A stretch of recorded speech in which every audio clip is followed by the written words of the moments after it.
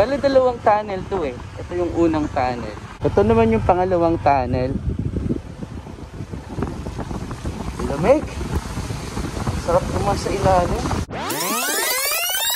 Dahil bukas pa magsisimula ang seminar o ang training dito sa Baguio, may oras pa para mabisita ko yung mga lugar na gusto kong puntahan dito at gusto kong balikan. Sa ngayon, magdadagdag lang muna ako ng hangin ng gulong ng ating motorsiklo gamit ang aking portable tire inflator. Okay.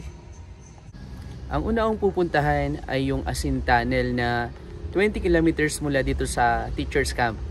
At 44 minutes daw ang biyahe ayon kay Google Map. Pupuntahan ko na yung Asin Road, Asin Tunnel.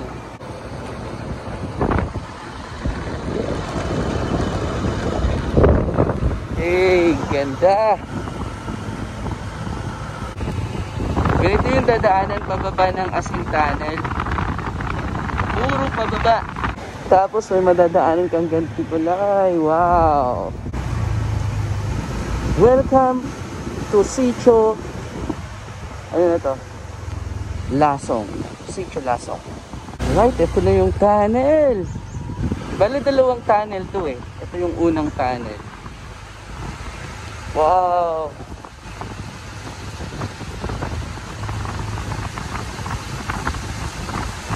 Sarap gumawa dito. Yay! First tunnel yon.